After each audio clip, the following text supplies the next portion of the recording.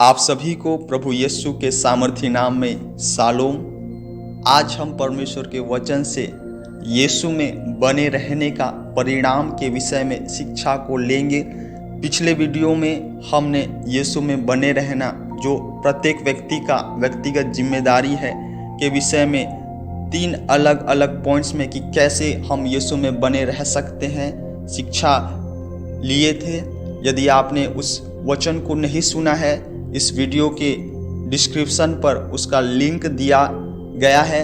आप उस लिंक को क्लिक कर उस वीडियो को अवश्य देखें कि कैसे एक व्यक्ति यीशु में बना रह सकता है, जिसका चैप्टर 2 अर्थात यीशु में बने रहने का परिणाम को हम सुनेंगे। यीशु में बने रहने के पश्चात यीशु में बने रहने का 4 परिणाम बाइबल बताती है, जिसे हम यूहन्ना की पुस्तक उसका 15 अध्याय में पाते हैं।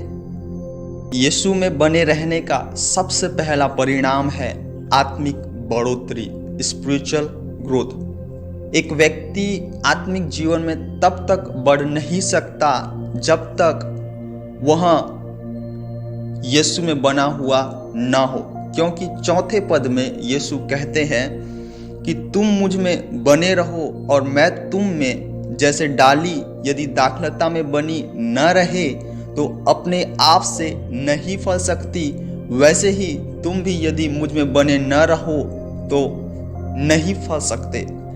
इस जगह पर आपको बता दूं कि यीशु मसीह किसी भौतिक या आर्थिक बढ़ोतरी के विषय में नहीं बता रहे हैं, या भौतिक या आर्थिक रीति से फलवंत होने के विषय में नहीं बता रहे हैं। यहाँ पर यीशु मसीह का कहने का तात्पर्य आत्मिक जीवन से है। जब तक एक व्यक्ति यीशु में बना हुआ नहीं है, इस बात को याद कर ले कि वो व्यक्ति कभी भी आत्मिक जीवन में बढ़ोतरी नहीं कर सकता, क्योंकि यीशु में बना रहना हमारे जीवन का एक आत्मिक स्रोत है, जहाँ से हम आत्मिक जीवन में बढ़ने के लिए सामर्थ को प्राप्त करते हैं। बाइबल साफ बताती है कि यदि डाली दाखलता में बनी न रहे तो अपने आप से फल नहीं सकती। अर्थात यदि हमें आत्मिक जीवन में बढ़ना है, हम अपने बल से, अपनी ताकत से, अपनी सामर्थ्य से, अपनी बुद्धि, ज्ञान, समझ से कभी भी बढ़ नहीं सकते जब तक कि हम यीशु में जुड़े हुए नहीं हैं। और जब एक बार जब यीशु से जुड़ जाते हैं, यीशु में बने रहते हैं, हमें आत्मिक जीवन में बढ़ने से कोई रोक नहीं सकता। हमें परमेश्वर के वरदानों से भरने से कोई रोक नहीं सकता। हमें परमेश्वर के आत्मा के 9 फलों से भरने से कोई रोक नहीं सकता, क्योंकि हमारा कनेक्शन, हमारा जुड़ाव स्वर्ग के परमेश्वर से हो गया है, क्योंकि हम यीशु मसीह में बने हुए हैं। इसलिए मैं आपको स्मरण दिलाना चाहता हूँ कि यीशु में बने रहने का परिणाम सबसे पहली बात है, हम आत्मिक जीवन में बढ़ते हैं।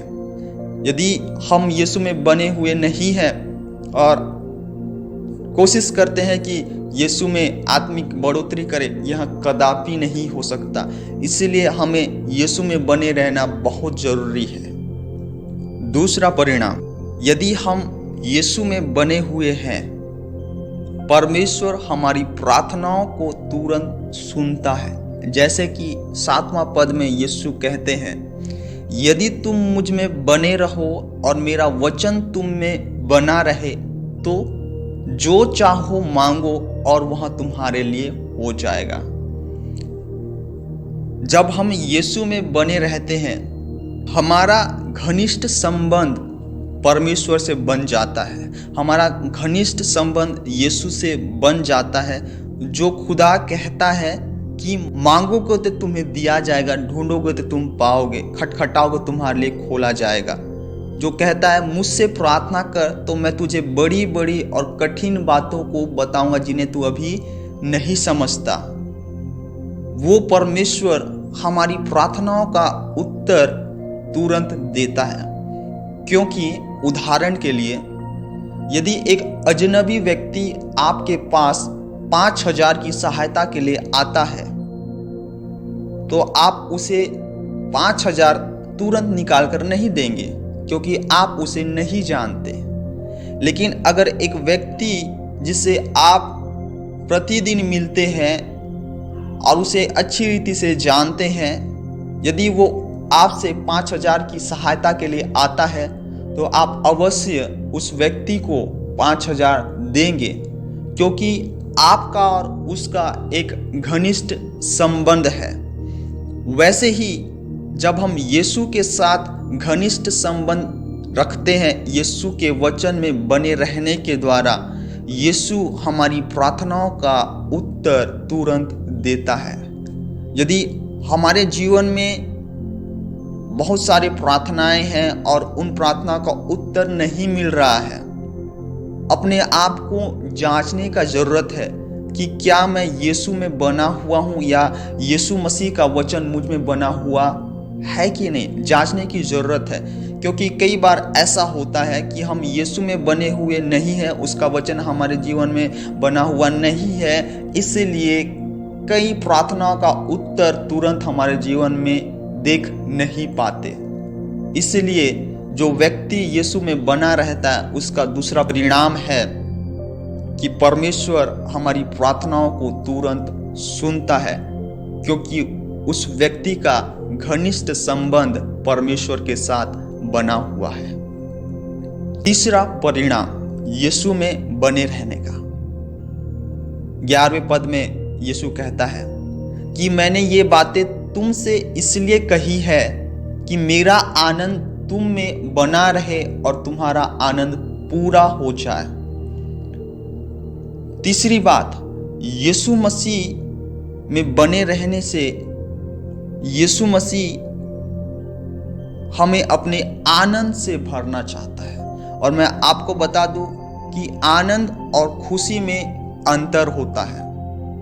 खुशी हमें तब मिलता है जैसे कि यदि मैंने एक नया मोबाइल लिया, काफ़ी दिन से इंतज़ार कर रहा था उसे खरीदने के लिए, मैं खुश हो गया।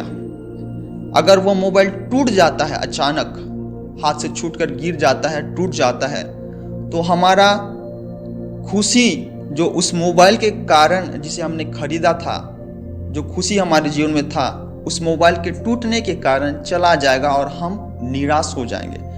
लेकिन जब यीशु कहते हैं कि अपने आनंद से वह भरता है, वह अपने आनंद से वह भरेगा, इसका मतलब ये कि हर परिस्थिति में, चाहे आपके पास कमी हो, घटी हो, चाहे आपके पास भरपूर मात्रा में हो, चाहे जो भी परिस्थिति हो, उस परिस्थिति में यीशु अपने आनंद से हमें भरता है, क्योंकि वह व्यक्ति यीशु में बना हुआ है और उसका परिणाम आनंद है। हम जितना ज़्यादा यीशु में बने रहेंगे उतना ज़्यादा हर परिस्थिति में हम परमेश्वर के आनंद का भरपूरी से हर परिस्थिति में लाभ उठा सकते हैं। यीशु में बने रहने का चौथा परिणाम, जब हम यीशु में बने रहते हैं, उसका चौथा परिणाम यीशु हमें अपना मित्र बनाता है। जैसे 14 पद में यीशु कहता है, जो आज्ञा मैं तुम्हें देता हूं, यदि उसे मानो तो तुम मेरे मित्र हो। अब से मैं तुम्हें दास न कहूंगा, क्योंकि दास नहीं जानता कि उसका स्वामी क्या करता है, परंतु मैंने तुम्हें मित्र कहा है। वाव! यीशु मसीह हमें दास नहीं, हमें अपना मित्र बनाना चाहता है। और जो व्यक्ति परमेश्वर की आज्ञाओं को, उसके वचनों को पालन करता है और उसके आज्ञाओं में बने रहता है, उसी व्यक्ति से यीशु कहता है कि मैं उसका मित्र हूं। और एक मित्र अपने दोस्त को अपने दिल की सारी बातों को खोलकर बताता है। वैसे ही जब यीशु हमारा मित्र बन जाता है, हमारा दोस्त बन जाता है, वो सारी बातों को जो हमारे लिए भलाई का है, जो हमारे लिए अच्छी है, उन सारे बातों को बताता है कि हम बढ़ते चले जाए और हर बात में एक अच्छा सहायक के साथ जो हमारी अच्छाई के विषय में सोचता है उसमें बने रहें। प्रभु इन वचनों के माध्यम से आप सभी को बहुतायत से आशीष करे कि परमेश्वर में बने रहने का परिणाम हम सभी अपने जीवन में देख सके। सारी महिमा प्रभु को मिले। आमीन।